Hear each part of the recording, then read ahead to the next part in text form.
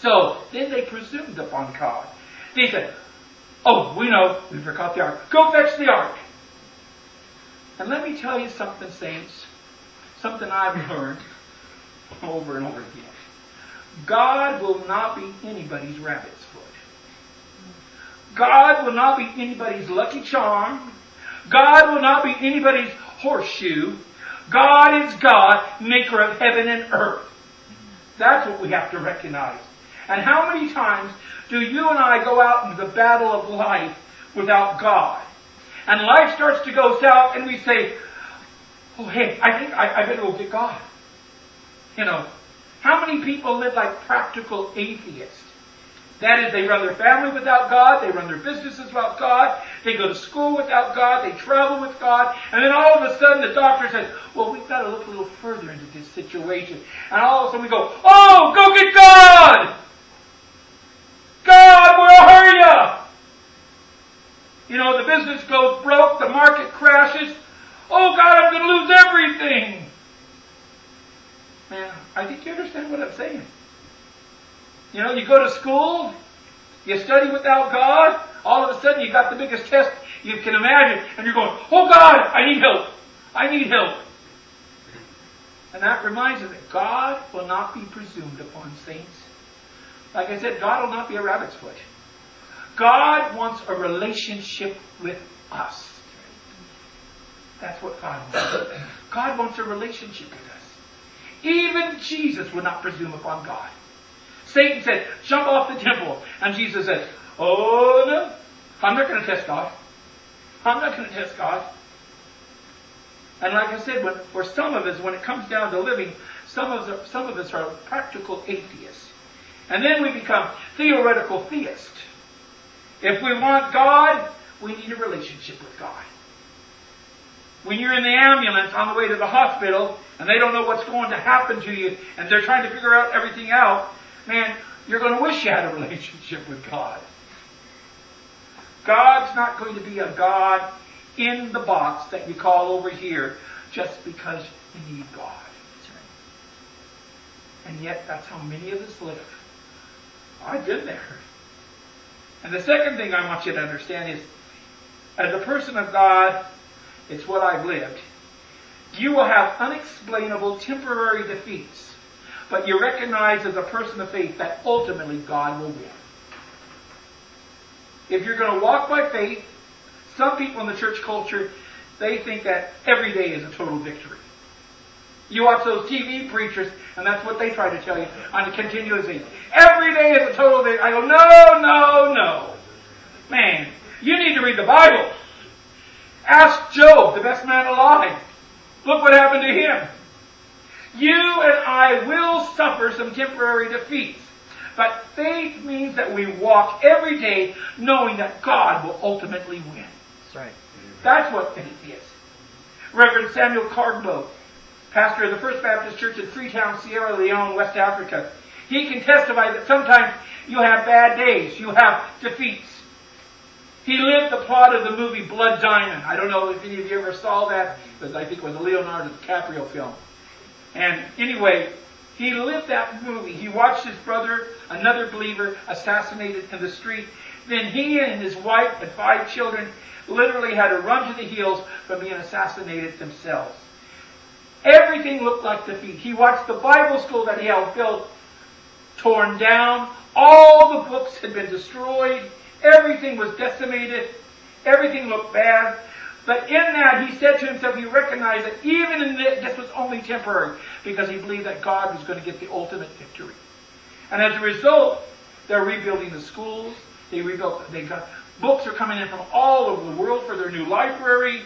Students are studying. They put the church back together. But now on top of that, he's pastoring at the very center of the Ebola pandemic. Imagine. He loses everything, and now he's got the Ebola virus devastating the land. And Reverend Carbo said that he knew that he confesses, we know how to contain it, we will contain it, and he believed that even though things were looking pretty dismal, he believed that God was going to get the ultimate victory in the end. It was December 15th, 1956 that the first time anybody heard these famous words that had become a part of American pop culture. It was outside of Shreveport, Louisiana, December 15th, 1956. An announcer said, "Elvis has left the building." The reason they had to say that is because people did not want to leave. They wanted another encore from Elvis. They didn't want to leave. And finally they said, "You guys, Elvis is no longer here. Get up, go home, get out of here." I say that because of this. You can never say of the living God that He is no longer in the building. God is the God who always has an encore. God is our God who always has an encore, saints. Now that's the prequel. Here's the text. One defeat does not mean God is not going to have an encore. And I believe that maybe you're here this morning and you need to hear that, saints. One defeat does not mean that God will not have an encore. There's a phenomenon known as premature obituaries. The newspapers keep the lives of hundreds of famous people up to date so that when those people die, they'll have an obituary ready. But what happens every year, some of them are printed prematurely. Marcus Garvey, Mark Twain, Joe DiMaggio, Alfred Nobel, hundreds of others have read their own obituaries because they were printed by mistake. Marcus Garvey, the great humanitarian leader from Jamaica, was in Chicago when he read his own obituary accidentally put in the paper. In his case, though, it was a tragedy because reading it affected him so much that he literally died. He read his obituary. We used to joke about that many years ago. "What are you reading?" "Oh, I'm reading the obituary. See, my name's there." Mark Twain, he read his obituary and responded, "The rumors of my death have been greatly exaggerated." Alfred Nobel, he was the great inventor, salesman of dynamite, a symbol of destruction. When he read his obituary, it called him a merchant of death. He said, "I don't want to be known as that." So he started the Nobel Peace Prize. Premature obituaries. The Ark of God has been captured. It's been put in the temple of Dagon, an ungod. That morning when the Philistines got up and went to their front porch and they got their Philistine Tribune, there was a headline. "Jehovah God is dead." That was a premature obituary. And the reason I wanted to preach this is because this story really is very humorous in many ways. Like I said, unless of course you're a Philistine. And I don't think we have any Philistines here this morning. Here is the Ark of the Lord, the national treasure of Israel, a trophy in the temple of their enemy's God. That meant Dagon had defeated Jehovah God. So the Philistines, they have a worship service. In fact, it's interesting. It almost sounds like the New Testament. Verse 3 says, "Early in the morning." And I can just see them lined up. The Dagon priests, the Dagon deacons, the Dagon elders, the Dagon worshippers. They're all on their way. "Blessed assurance, Dagon is mine." They're going to service. They get inside the temple. Dagon's fallen over in front of the Ark of the living God. So they prop Dagon back up. They said, "Man, it must have been an earthquake.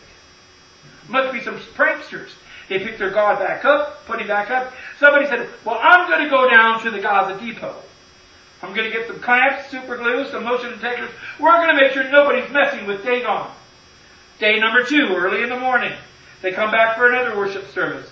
"Holy, holy, holy, Dagon Almighty. What a friend we have in Dagon." What happens? This time he's not only fallen off the throne, but there's been a ritual execution. The head's been cut off, the hands have been cut off, and the message is this God can't think and this God can't hold you. The one true God has flipped the script here. And all of a sudden the Dagon God, who they thought was real, is unreal. And Jehovah God, who they thought was unreal, is real.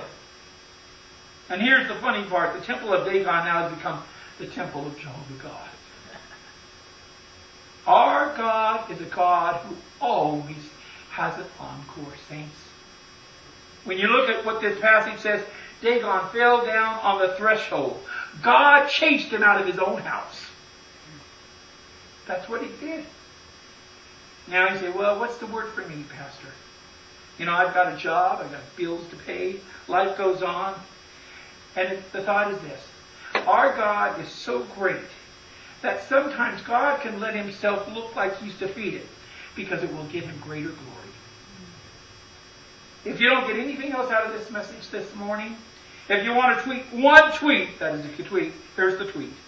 Our God is so great that he can let himself look defeated in order to get greater glory. You see, our God is a real operator. God is operating on multiple levels. God had to teach the Israelites a lesson. Don't presume on God. I'm not God in a box over here somewhere.